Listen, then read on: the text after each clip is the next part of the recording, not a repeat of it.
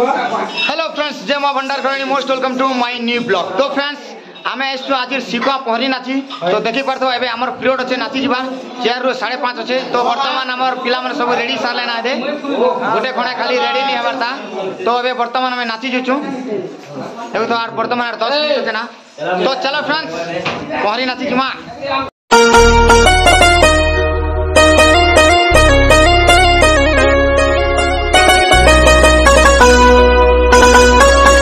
तो friends finally जो चुना एटा देखि परथो दिस का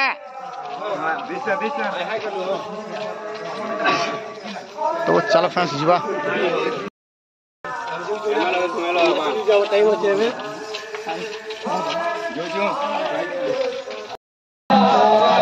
मंडप पाके पहुंची गलो वर्तमान।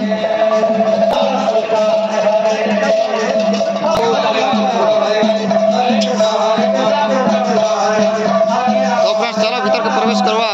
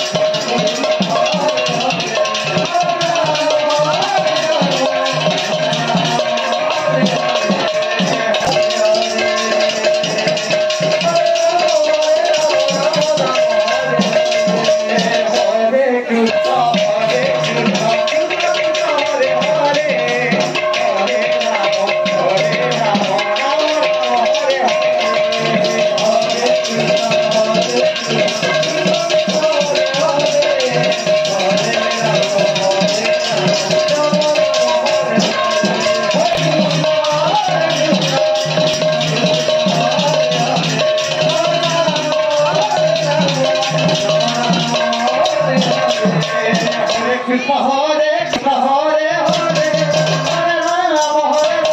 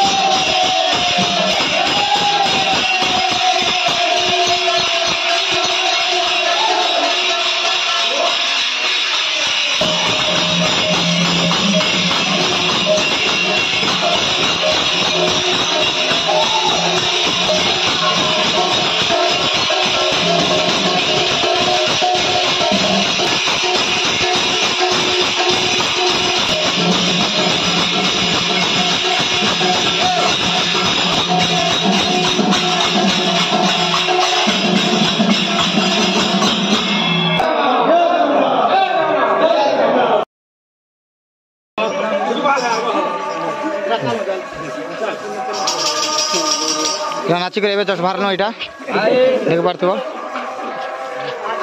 जाऊँ तो फ्रेंड्स फाइनली आम पीरियड सरला बर्तमान बाहर ना यहाँ हेलो देख पार्थ देखो केन्ता झाल भिजी पिला नाची लाइक करबे शेयर करबे और कमेंट करबे और टिके सब्सक्राइब भी करबे यार तो फ्रेंड्स जानते मोर न्यू ब्लॉग वीडियो देवा लागे मोर चैनल के सब्सक्राइब करो लाइक करो शेयर करो और कमेंट रे लिखि कर जानो जय मां भंडार घराणे के